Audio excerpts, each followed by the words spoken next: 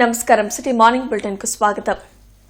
పల్నాడు ప్రాంతంలో వైసీపీ హయాంలో రక్తాలు పారితే టీడీపీ హయాంలో పంట భూములకు నీళ్లు పారుతున్నాయని పల్నాడు జిల్లా ఇన్ఛార్జ్ మంత్రి గొట్టిపాటి రవికుమార్ వెల్లడించారు. ఇద్దరు వ్యక్తుల మధ్య జరిగిన ఘటనను రాజకీయ రంగు పులిమి వైసీపీ కుట్రలు పన్నుతుందని గొట్టిపాటి రవికుమార్ అన్నారు. చంద్రబాబు నాయకత్వంలోనే తెలుగుదేశం పార్టీకి, జగన్ నేతృత్వంలోని వైసీపీకి మధ్య ఉన్న తేడా ప్రజలకు బాగా తెలుసని ఆయన అన్నారు. ఇద్దరు వ్యక్తుల మధ్య జరిగిన సంఘటన హత్యకు దారితీసింది. అది అందరికీ తెలుసు ఆ ప్రాంతంలో ఏం జరిగిందనేది. దాన్ని వైఎస్ఆర్ పార్టీకి సంబంధించిన నాయకులు కానీ, ఆ పార్టీ వాళ్ళు కానీ అందరూ కూడా కలిసి దాన్ని రాజకీయ హత్య కింద మార్చేసి మా తెలుగుదేశం పార్టీ మీద బురద వీసే ప్రయత్నం చేస్తూ ఉన్నాడు. ఈ రాష్ట్ర ప్రజలందరికీ కూడా తెలుసు నాయుడు గారు ఎలాంటి వారు, లేకపోతే తెలుగుదేశం పార్టీ ఎలాంటిదో తెలుసు. అదేవిధంగా వైఎస్ఆర్ పార్టీ ఏంటో అనేది ఒకసారి గత 5 సంవత్సరాల్లో పరిశీలిస్తే మీ అందరికీ తెలిసింది. ఒకటి కాదు, రెండు కాదు, అరాచకాలు చేసుకుంటా వెళ్ళిపోయిన ప్రభుత్వం ఏదైనా ఉందంటే అది వైఎస్ఆర్ ప్రభుత్వం. మా ప్రభుత్వం మొదటి నుంచి ముఖ్యమంత్రి గారు చెప్పేది గ్రామాలు అభివృద్ధి ధ్యేయంగా పనిచేయాలి, అభివృద్ధి లక్ష్యంగా పనిచేయాలి. ఇప్పటికి కూడా గ్రామాల్లో చిన్న చిన్న సంఘటనలు జరిగి ఎక్కడన్నా హత్యలు జరిగితే, ఎవరన్నా చనిపోతే దానికి పార్టీ రంగు పూసి ఇమ్మీడియట్ గా ఎవరు చచ్చిపోతారా, ఏం జరిగిందని పరిగెత్తుకుంటూ వచ్చి గ్రామాల్లో దాన్ని కూడా రాజకీయ లబ్ధి కోసం చేకూర్చే ప్రయత్నం చేస్తూ ఉన్నారు. ఇది ఒక్కసారి ప్రజలు గమనించాల్సిన అవసరం ఉంది. సరస్ మేళా ముగింపు కార్యక్రమం గుంటూరులో జరిగింది. MLA Boorla Ramanjaneyulu, collector Tameem Ansariya, commissioner Mayur Ashok, JC Ashutosh Srivatsav ముఖ్య అతిథులుగా హాజరయ్యారు.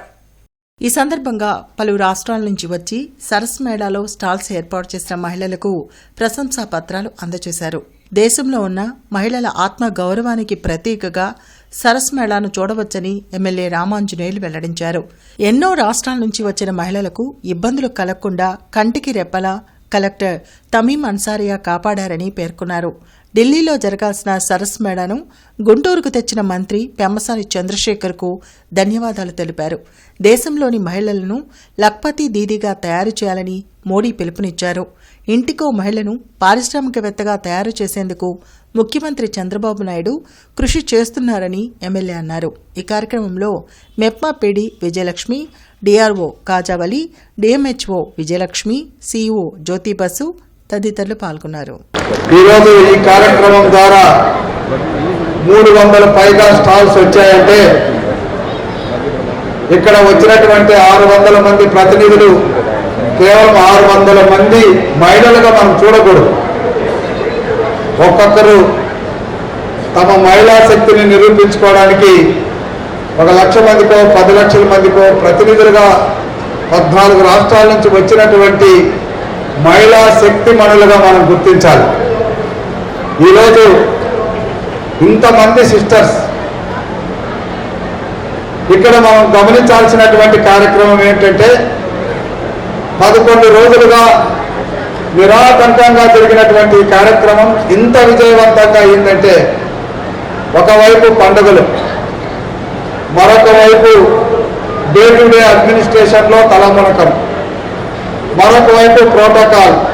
గుంటూరులో 13 రోజుల పాటు జరిగిన సరస్ మేళా 2026ను 13 లక్షల మంది సందర్శించారని కలెక్టర్ తమీం అన్సారియా వెల్లడించారు. గుంటూరు జిల్లాలో మొదటిసారి నేషనల్ లెవెల్లో సరస్ మేళా విజయవంతంగా నిర్వహించామని కలెక్టర్ తెలిపారు. ఢిల్లీ స్థాయిలో జరగాల్సిన ఈ సరస్ మేళా గుంటూరుకు రావడానికి కేంద్ర సహాయ మంత్రి పెమ్మసాని చంద్రశేఖర్ కృషి చేశారని ఆయనకు ధన్యవాదాలు తెలిపారు.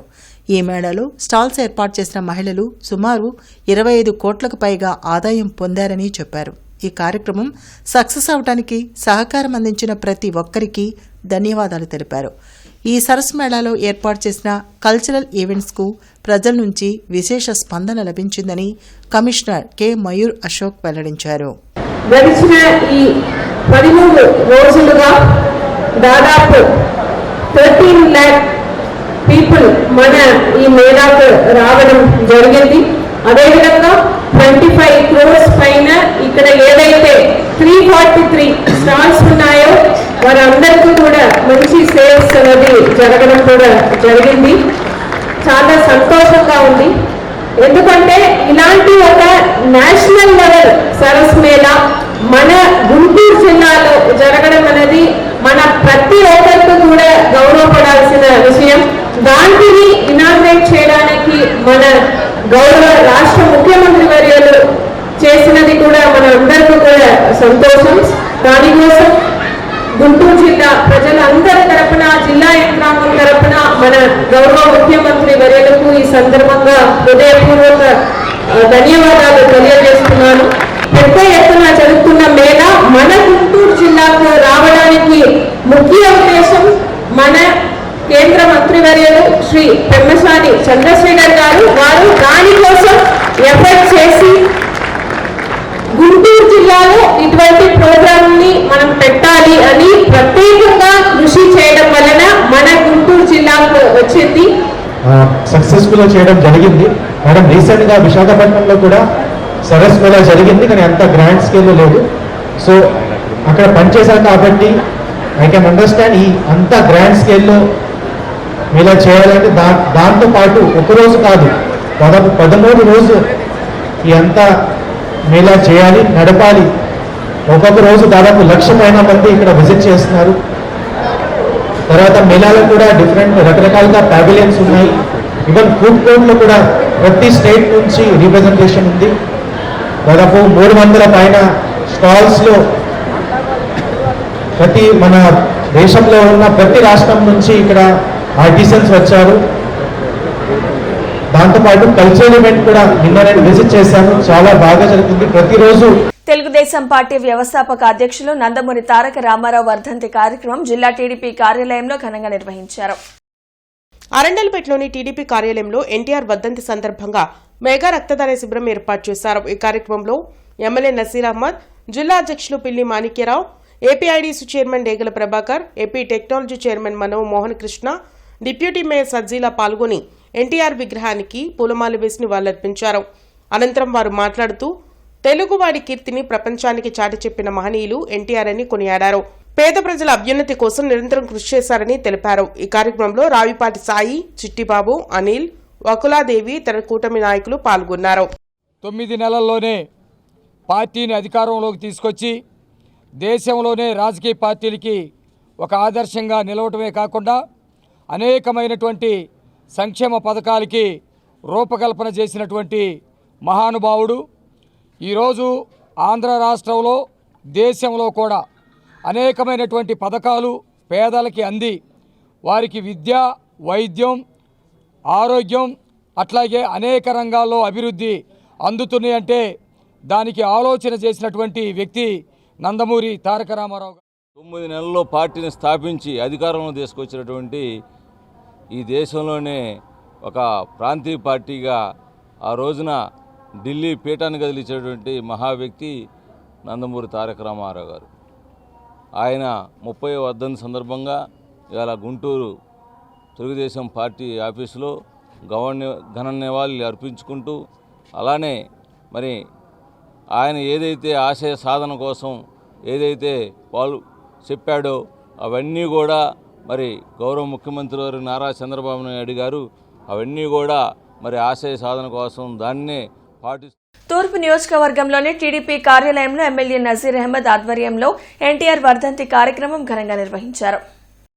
ఈ సందర్భంగా ఎమ్మెల్యే నసీర్ అహ్మద్, కార్పొరేటర్ పోతురాజు సమత, చిట్టిబాబు ఎన్టీఆర్ విగ్రహానికి పుష్పాంజలి ఘటించారు. ఈ సందర్భంగా ఎమ్మెల్యే మాట్లాడుతూ బడుగు బలహీన వర్గాలకు రాజ్యాధికారం అందాలని మైనార్టీ నాయకులు బుడేఖాన్ను శాసనసభ్యులుగా చూసిన ఘనత ఎన్టీఆర్దేనని కొనియాడారు. ఆయన సూచించిన మార్గాన్ని ప్రతి ఒక్కరూ అనుసరించాలని సూచించారు. ఈ కార్యక్రమంలో కార్పొరేటర్ కాజా చిష్టి, మీరావలి, ఇతర ముఖ్య నాయకులు పాల్గొన్నారు.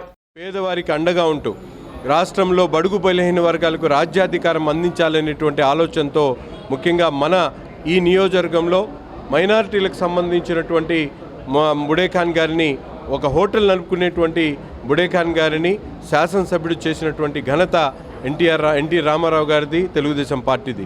అదేవిధంగా లాల్జాన్ బాషా గారిని పార్లమెంట్ సభ్యుడిగా ఎన్నిక చేసింది కూడా ఈరోజు నందమూరి తారక రామారావు. అటువంటి మహానుభావుడిని స్మరించుకుంటూ ఈరోజు భావితరాలకు ఆదర్శంగా తీసుకొని ఆయన ప్రవేశపెట్టినటువంటి సంక్షేమ అభివృద్ధి కార్యక్రమాలతో పాటు ఆయన స్ఫూర్తిని భావితరాలకు అందించేటువంటి విధంగా ఎన్టీ రామారావు గారు పార్టీ స్థాపించినప్పటి నుంచి కూడా కూడు గుడ్డ నీడ ప్రతి పేదవాడికి కూడా బడుగు బలహీన వర్గాలందరికీ కూడా ఉండాలని చెప్పేసి సిద్ధాంతంతోనే ముందుకెళ్ళింది ఈ పార్టీ.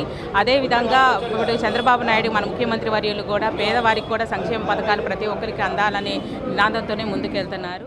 సాయిబాబా రోడ్డులోని ఎన్టీఆర్ విగ్రహం వద్ద అబ్బూరి మల్లి ఆధ్వర్యంలో ఎన్టీఆర్ వర్ధంతి కార్యక్రమాన్ని నిర్వహించారు.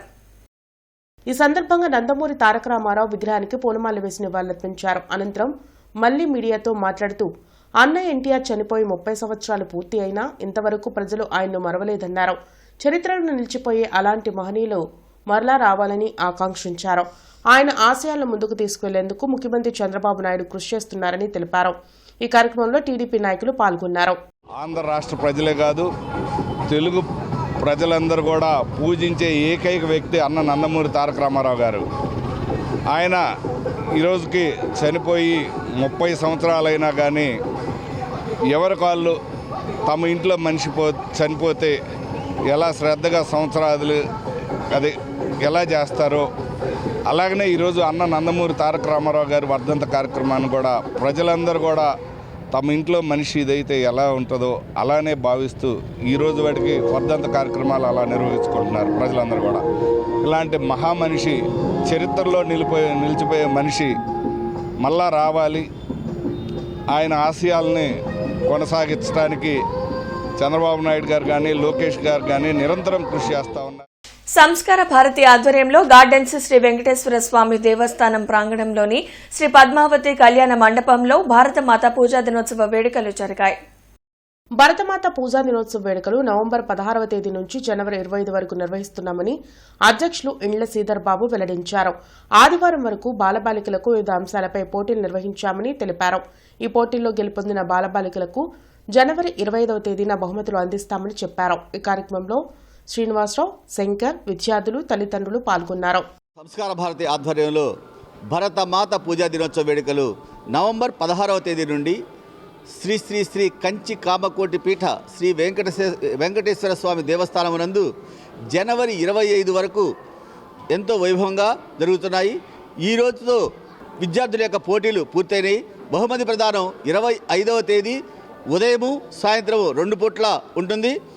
దూర ప్రాంతాల నుంచి వచ్చేటువంటి వాళ్ళకి మేము ఇన్ఫర్మేషన్ ఇస్తాము. వారికి ఉదయం పూట బహుమతి ప్రదానం జరుగుతుంది. అలాగే ఈ దగ్గర ప్రాంతాల్లో ఉన్నటువంటి విద్యార్థులకు సాయంత్రం పూట బహుమతి ప్రదానం జరుగుతుంది. దీనికి విచ్చేసేటువంటి విద్యార్థులకు, ఉపాధ్యాయులకు, తల్లిదండ్రులకు, మాకు ప్రోత్సాహిస్తున్నటువంటి దేవస్థాన కమిటీ సభ్యులకు అందరికీ కూడా సంస్కార భారతి తరపున ధన్యవాదాలు తెలియజేస్తున్నాను. 1,750 కోట్ల ప్రజాధనంతో ఎన్టీఆర్ విగ్రహాన్ని పెట్టే బదులు అదే ధనంతో ఆయన పేరు మీద మెడికల్ కళాశాలను నెలకొల్పాలని ప్రభుత్వ మెడికల్ కళాశాలల పరిరక్షణ కమిటీ కోరింది. జనచైతన్య వేదిక హాల్లో జరిగిన మీడియా సమావేశంలో వారు మాట్లాడుతూ రాజధాని ప్రాంతంలో నీరుకొండ వద్ద 3,500 టన్నుల కాంస్య విగ్రహాన్ని 600 అడుగులతో ప్రపంచంలోకెళ్లే ఎత్తైన స్వర్గీయ ఎన్టీఆర్ రామారావు విగ్రహ నిర్మాణం కోసం 1,750 కోట్ల రూపాయల ప్రజాధనాన్ని వినియోగించే బదులు అదే డబ్బుతో ప్రజలకు ఉపయోగపడే 7 ప్రభుత్వ మెడికల్ కళాశాలను స్వర్గీయ ఎన్టీఆర్ పేరుతో నిర్మించి ప్రజల అవసరాలను తీర్చి వాళ్ల హృదయాలలో శాశ్వతంగా నిలిచేలా కృషి చేయాలని ప్రభుత్వ మెడికల్ కళాశాల పరిరక్షణ కమిటీ ప్రభుత్వానికి విజ్ఞప్తి చేసింది. అక్షరాస్యతలో దేశంలోనే 36వ స్థానంలో ఉన్న ఆంధ్రప్రదేశ్లో స్వర్గీయ ఎన్టీఆర్ పేరుతో ప్రజా ఉద్యమంగా నిర్వహిస్తే సత్ఫలితాలు వస్తాయని తెలిపారు. కార్యక్రమంలో ప్రభుత్వ మెడికల్ కళాశాల పరిరక్షణ కమిటీ రాష్ట్ర convener doctor Ala Venkateswarlu, co convener KS Lakshmanarao, Vallanreddy Lakshman Reddy, Korre Vinay Kumar తదితరులు పాల్గొన్నారు. నీరుకొండలో 1,750 కోట్ల రూపాయలు ఖర్చు పెట్టి స్వర్గీయ ఎన్టీఆర్ గారి విగ్రహం ఒకటి నెలకొల్పుతామని చెప్పేసి అంటున్నారు. ఈ 1,750 కోట్లు కనుక మీరు సదుపయోగం చేసినట్లయితే ఎన్ని మెడికల్ కాలేజీలు వస్తాయో ఒకసారి ఆలోచించండి. దాదాపు 7 కాలేజీలు ఈ 1,750 కోట్ల రూపాయలతోటి మనం కట్టించవచ్చు. ఎన్టీఆర్ గారి పేరు ఇంకా ప్రజల్లోకి బాగా వెళ్ళాలంటే ఈ 7 కాలేజీలకు కూడా ఎన్టీఆర్ గారి పేరే పెట్టండి. ఉపయోగకరమైనటువంటి ప్రజాధనంతో ఉపయోగకరమైనటువంటి పనులు చేయమని చెప్పేసి ఈ సందర్భంగా మేము కోరుకుంటున్నాం. ఈ ప్రభుత్వం ఏదైతే విగ్రహాలు పెట్టాలి, 100 కోట్ల 1000 కోట్ల ఖర్చుతో పెట్టాలనుకుంటుందో ఆ యొక్క ఆలోచనని విరమించుకొని వ్యక్తి యొక్క గొప్పదనం ఆ యొక్క విగ్రహం యొక్క హైట్ని బట్టి ఉండదు. కాబట్టి వారి సేవలను గుర్తుంచుకోవాలంటే అనేక ఇన్స్టిట్యూట్స్ని, ఎడ్యుకేషన్ ఇన్స్టిట్యూషన్స్ నిర్మించండి, హాస్పిటల్ నిర్మించండి. స్థానిక బృందావన్ గార్డెన్స్ శ్రీ వెంకటేశ్వర స్వామి దేవస్థానంలో అన్నమయ్య కళా వేదికపై కేఆర్కే ఈవెంట్స్ ఆధ్వర్యంలో నిర్వహిస్తున్న ఎన్టీఆర్ కళా పరిషత్ 21వ నాటకోత్సవాలు ఘనంగా జరుగుతున్నాయి. కార్యక్రమాల్లో భాగంగా ఆదివారం ప్రదర్శించిన కూచిపూడి నృత్యం ఇది ప్రమాదానికి సంకేతం నాటకం ప్రేక్షకులను ఆకట్టుకున్నాయి. తొలుత ఆలయ కమిటీ ఉపాధ్యక్షులు లంకా విజయబాబు జ్యోతి ప్రజ్వలన చేసి కార్యక్రమాన్ని ప్రారంభించారు. కుందల చేతన శ్రావణ్య, ఎర్రం సింధుజ, క్రోవిడి శ్రీలక్ష్మి తన్వీలు పలు కీర్తనలకు కూచిపూడి నృత్యాలు ప్రదర్శించి ఆహుతుల ప్రశంసలు అందుకున్నారు. ఈ కార్యక్రమాన్ని సంస్థ నిర్వాహకులు కాట్రగడ్డ రామకృష్ణ ప్రసాద్, బొప్పన నరసింహారావు, జి మల్లికార్జునరావు తదితరులు పర్యవేక్షించారు.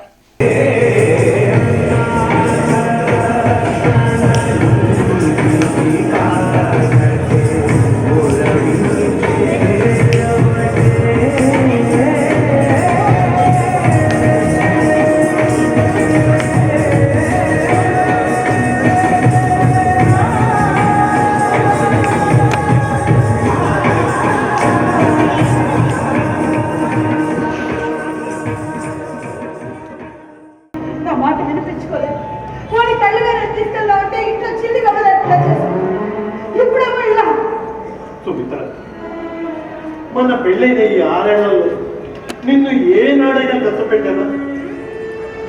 నువ్వు అడిగింది ఏనాడైనా కాదన్నానా? రోజులు బాగా పోయిన ఉద్యోగం సంపాదించుకోవడానికి పోరాడుతున్నాను. ఉద్యోగం రాకపోతే నా పరిస్థితి ఏంటి? నా పిల్లడి పరిస్థితి ఏంటి? చూడు, మందులు వాడితే 2 రోజుల పాటు తగ్గుతుంది అన్నారు. ఆ తర్వాత 2 రోజుల లోపల ఆపరేషన్ చేయించుకోవచ్చు అని కూడా చెప్పారు. సరే, అలాగే 21 సంవత్సరాల నుంచి నిర్వివేగంగా ఎంతో ఖర్చుతో కూడుకున్న విషయం చక్కగా నిర్వహిస్తున్నారు. ముందుగా వాళ్ళకి నా కళాభివందనాలు. ఇంకా ముఖ్యంగా ఏంటంటే వీళ్ళకి ఎన్టీ రామారావు అంటే మా పిచ్చి. వీళ్ళు ఎక్కడ ఎన్టీ రామారావు ప్రోగ్రాం ఉన్నా కూడా వెళుతూ ఉంటారు, ఇక్కడ ఆనందిస్తూ ఉంటారు, వీళ్ళు సహకారాలు అందిస్తూ ఉంటారు. ఈ రామకృష్ణ ఇక్కడే కాకుండా ఈ బ్యాచ్ ఎల్వీఆర్లో కూడా ఎల్వీఆర్లో కూడా సంస్కృతి విభాగాలు ఎక్కువగా అక్కడ ఒక సభ్యుడిగా సాంస్కృతిక కళాశాలను అభివరించిన వ్యక్తిగా అక్కడ కూడా చాలా గొప్పగా రామకృష్ణ ఏ కార్యక్రమం తీసుకున్నగా నిబద్ధతగా సక్రమంగా పద్ధతిగా చేసేటువంటి వ్యక్తి. ఆయనకి తోడుగా మా వెంకట్రావు ఎక్కడ పెడితే అక్కడ ఉంటాడు. వీళ్ళందరినీ నేను అభినందిస్తున్నా. ఇదే కొనసాగాలని, మా సహాయ సహకారాలు ఉంటాయని. ఇంకో గొప్ప విషయం ఏంటంటే వీళ్ళు మరి ఏం చేస్తారో ఏమిటో నేను కనపడ్డప్పుడు ఏమైనా మా సహాయం ఏమైనా కావాలా అని అడుగుతూ ఉంటా. అడిగినా కూడా ఏం అక్కర్లేదంటారు. మరి ఎక్కడి నుంచి తీసుకొస్తున్నారు, ఎట్లా తీసుకొస్తున్నారో డబ్బులు అడగరు. వీళ్ళు అడగకుండానే ఇచ్చేటువంటి గొప్ప సంస్కృతి వీళ్ళు స్థాపించారు. కాబట్టి వీళ్ళకి అభినందన. అమరావతి రోడ్లోని చిల్లీస్ డాబా వద్ద ఉన్న ఎన్టీఆర్ విగ్రహానికి అఖిల భారత పంచాయతీ పరిషత్ జాతీయ ఉపాధ్యక్షులు డాక్టర్ జాస్తి వీరాంజనేయులు ఘన నివాళులర్పించారు. నందమూరి తారక రామారావు అసాధారణ జీవితం మరియు వారసత్వానికి గుర్తింపుగా ఆయన దార్శనిక నాయకత్వం, కళా ప్రతిభ మరియు తెలుగు ప్రజల పట్ల అచంచలమైన అంకితభావం ఆంధ్రప్రదేశ్పై చెరగని ముద్ర వేశారని అఖిల భారత పంచాయతీ పరిషత్ జాతీయ ఉపాధ్యక్షులు మరియు అమరావతి అభివృద్ధి కమిటీ చైర్మన్ డాక్టర్ జాస్తి వీరాంజనేయులు తెలిపారు. డాక్టర్ నందమూరి తారక రామారావు గారి 30వ వర్ధంతి వేడుకలు ఘనంగా జరుపుకుంటున్నాము. గుంటూరులో గోరంట్ల చిల్లీస్ డాబా సెంటర్లోని ఎన్టీఆర్ విగ్రహానికి ఘన నివాళులు అర్పించాను. తర్వాత అన్నదాన సమాజ ఆడిటోరియంలో కళాంజలి వ్యవస్థాపక అధ్యక్షుడు తొట్టెంపూడి రమేష్, కార్యనిర్వాహక అధ్యక్షుడు అరికపూడి సాంబశివరావు ఆధ్వర్యంలో అక్కడ కూడా ఘన నివాళులు అర్పించడం జరిగింది. ఎన్టీ రామారావు గారు భారతదేశ చరిత్రలోనే ఒక సంచలనం. ఆయన రాకే ఒక సంచలనంగా సాగింది. ఎన్నో అద్భుతాలు సృష్టించారు ఆయన. ఒక సినీ నటుడుగానే కాక అనేక అద్భుతమైన చలనచిత్రాలను నిర్మించి నటించారు. దానవీర సూరకర్ణ కానీ, లేదంటే యమగోళ కానీ. తెలుగుదేశం పార్టీ వ్యవస్థాపక అధ్యక్షులు స్వర్గీయ ఎన్టీఆర్ 30వ వర్ధంతిని పురస్కరించుకొని గుంటూరు జిల్లా టీడీపీ అధ్యక్షులు పిల్లి మాణిక్యాలరావు ఆధ్వర్యంలో టీడీపీ పార్టీ కార్యాలయంలో ఎన్టీఆర్ విగ్రహానికి పూలమాలలు వేసి ఘనంగా నివాళులర్పించారు. స్వర్గీయ ఎన్టీఆర్ వర్ధంతిని పురస్కరించుకొని మంగళగిరిలోని రాష్ట్ర తెలుగుదేశం పార్టీ కార్యాలయం నుండి వచ్చిన పిలుపు మేరకు మరియు గుంటూరు జిల్లా అధ్యక్షులు పిల్లి మాణిక్యాలరావు పిలుపు మేరకు 2 చోట్ల తెలుగు యువత రక్తదానం చేశారు. చరిత్ర మరువని యుగపురుషుడు ఎన్టీఆర్ అని, ఎన్టీఆర్ స్ఫూర్తితో యువత ముందుకు సాగుతూ పార్టీ బలోపేతానికి కృషి చేస్తామని గుంటూరు జిల్లా తెలుగు యువత అధ్యక్షులు రావిపాటి సాయికృష్ణ అన్నారు. ఎన్టీఆర్ జీవితాన్ని ప్రతి ఒక్కరూ ఆదర్శంగా తీసుకుని కృషి పట్టుదలతో ప్రయత్నిస్తే అసాధ్యాలను సైతం సాధ్యాలుగా చేయగలమని, ఎన్టీఆర్ ఎదిగిన తీరును స్ఫూర్తిదాయకంగా తీసుకుని ముందుకు సాగాలని కొనియాడారు. రక్తదానం చేసి ప్రాణదాతలుగా మారాలని అన్న ఎన్టీఆర్కు ప్రతి ఏటా తెలుగు యువత తమ వంతుగా రక్తదానం చేసి నివాళులర్పించడం ఆత్మ సంతృప్తినిస్తుందన్నారు.